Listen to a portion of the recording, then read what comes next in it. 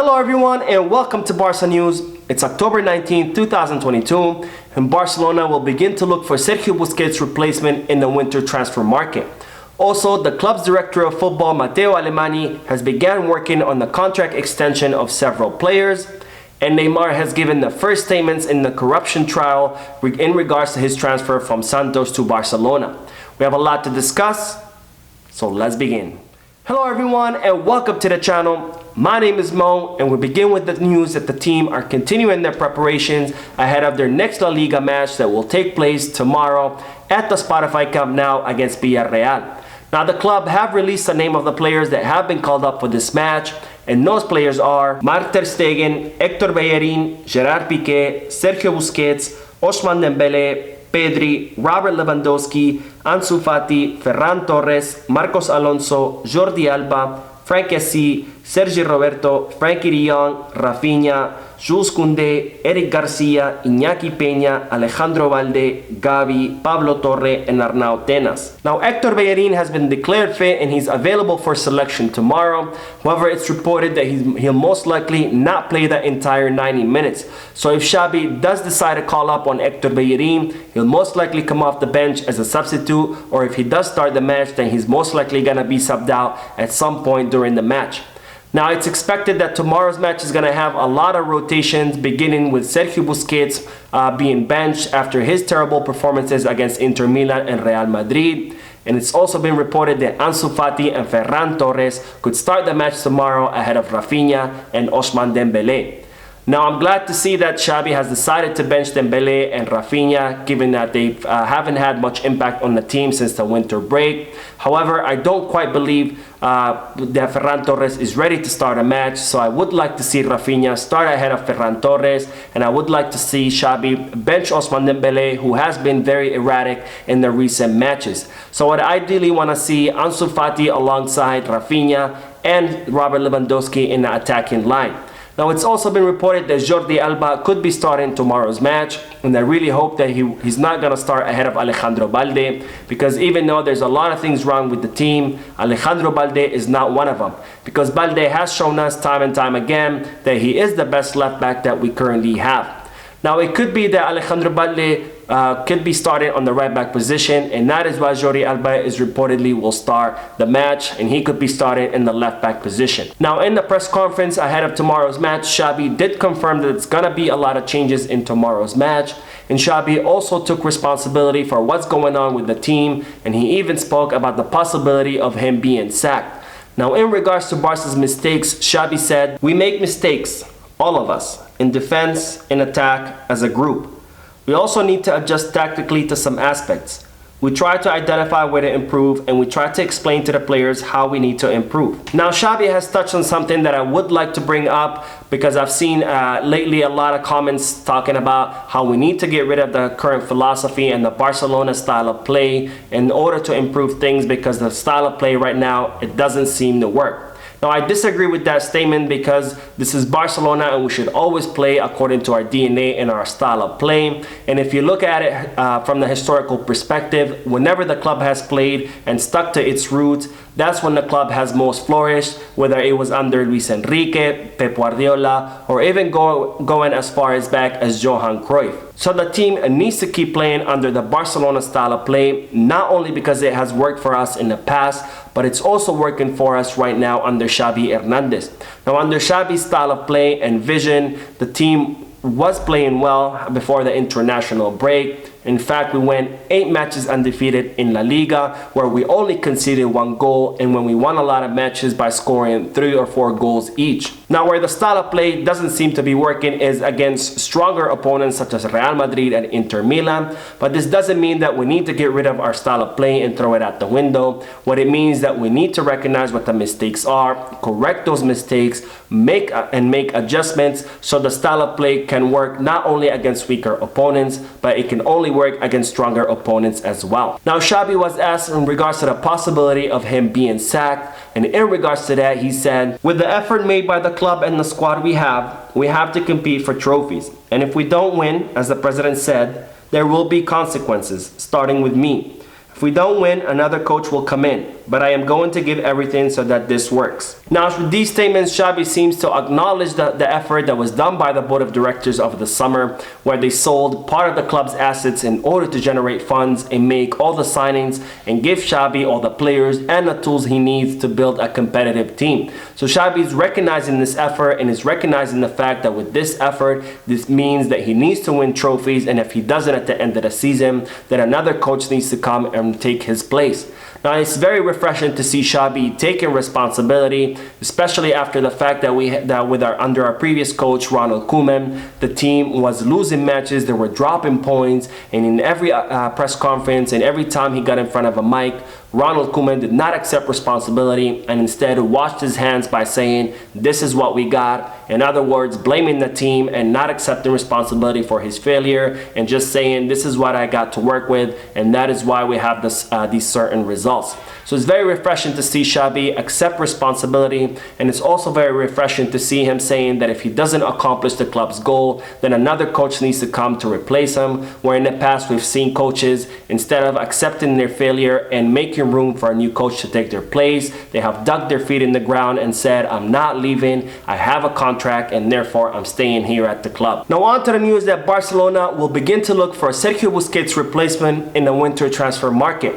Now, with Nico Gonzalez on loan in Valencia and with Mid-Olympianic having left the club to go play in the United Arab Emirates, Sergio Busquets currently does not have a proper replacement on the team.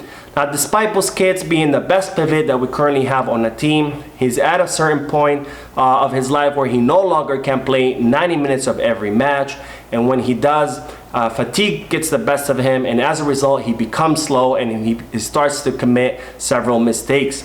Now, Barcelona will reportedly now begin to look for their equivalent of Edgar Davids.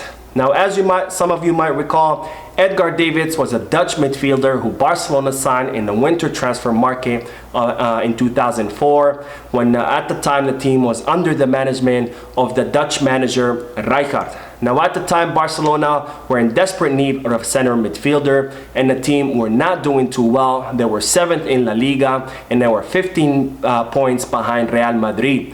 Now, that was the first year in the term of Joan Laporta, and he went ahead during the winter transfer market and signed Edgar Davids from Juventus on loan. And upon his arrival, Davids completely changed the dynamics of the team, and the team began to win, and they ended the season ahead of Real Madrid, despite them being 15 points behind at the winter break. So Barcelona will now reportedly look for that equivalent of Edgar Davids, a temporary solution and a replacement for Sergio Busquets in a winter transfer market. And there are several names on the list, and all of those names I have reported about in past videos.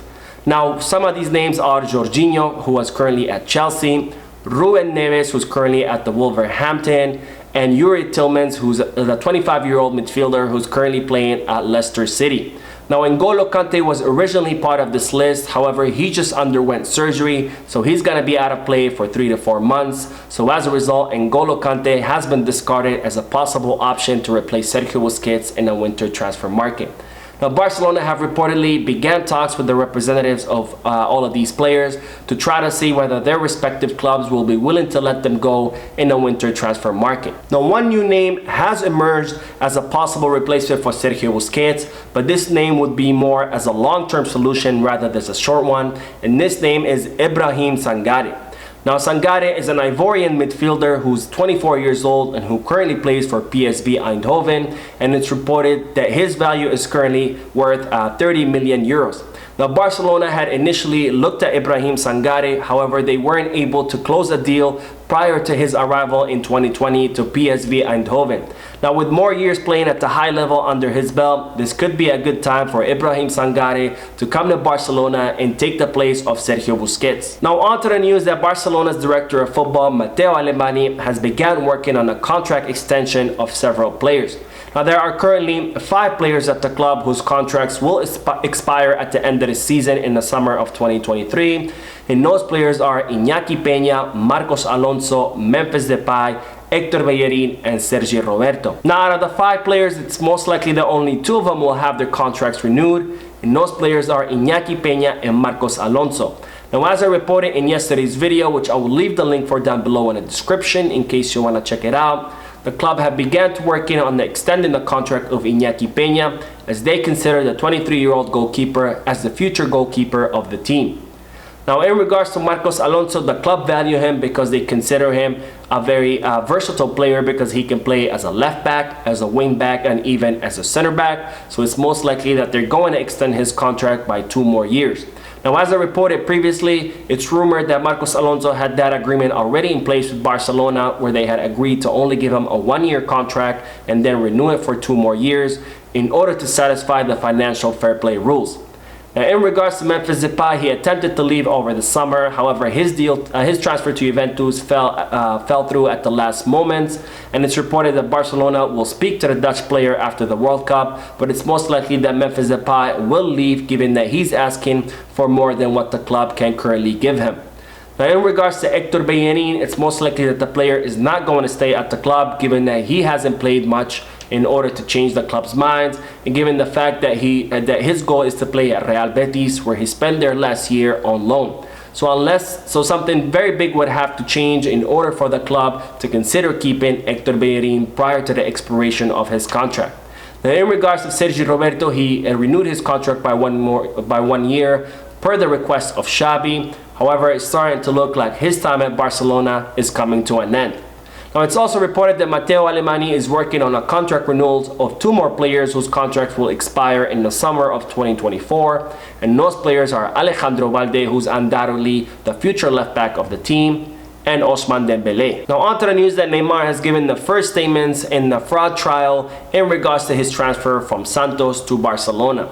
Now, as I reported in yesterday's video, the corruption and fraud trial for the transfer of Neymar officially began this week, and prosecutors are currently seeking a 2-year prison sentence for Neymar plus a 10 million euro fine, and they're also seeking a 5-year prison sentence for the former Barcelona president Sandro Rosell, who was the president at the time of this transfer, and they're also seeking an 8.6 million euro fine for the club itself. Now, this case was brought on by the Brazilian company DIS, who at the time of the transfer owned 40% of rights in Neymar. So as a result, they were entitled to 40% of the transfer cost of Neymar from Santos to Barcelona. Now the cost of the transfer on paper shows at 17 million euros. However, DIS are alleging that the cost actually was 82 million euros, meaning that Barcelona paid Santos more money under the table, and they didn't declare that money on the contract itself. Now, there are other defendants in this case, such as Neymar's parents, the former Barcelona president, Josep Maria Bartomeu, who was the vice president at the time of the transfer, and also Santos's president, Odilio Rodriguez. Now, Neymar gave his first statement in his trial, and he said that he took no part in the negotiations, that it was his father who did all the negotiations on his behalf, and it's his father that had always done the negotiations and that will always do. Neymar also said that he only signs the paper that his father gives him, that he doesn't even look at it. So it seems that Neymar is completely washing his hands out of this mess and blaming it all on his father. Now, on to the news that Barcelona have reportedly saved 120 million euros off the sale of Antoine Griezmann. Now, as I reported previously, Barcelona have agreed to sell Antoine Griezmann to Atletico de Madrid for 20 million euros fixed plus 4 million euros variables, which will depend on the performance of Atletico de Madrid in the Champions League next season. Now, as a result of this sale, it's reported that Barcelona have saved a lot of money, including 35 million euros per season that Antoine Griezmann was due to receive, plus 24 million euro in amortization, which comes up to a total of 120 million euro savings. Now, we will end today's video with the news that Bayern Munich's coach Nagelsmann does not seem to be happy about the fact that Gavi won the 2022 Kopa trophy for being the best player under the age of 21. Now, Nagelsmann said that Jamal Musiala, who plays for Bayern Munich, and that Jude Bellingham, who plays for Dortmund, should have won the trophy over Gavi. Now, I strongly disagree with this statement because the Kopa trophy was awarded for the last season's performance, and during last season, Gavi was an undisputable starter in Barcelona and on the Spanish national team, despite being only 17. Meanwhile, last year, both Jamal Musiala and Jude Bellingham were not definitive starters on their team. They were rotational players that were just getting their start on their respective teams. And as a result, they started some matches, they came off as some matches, and there was even some matches where they didn't play at all. Now it seems that Nagelsmann has some personal problem with Barcelona, where he has spent all of the summer bad-mouthing Barcelona about the transfer, in regards to the transfer of Robert Lewandowski, and in regards to Barcelona activating their economic levers.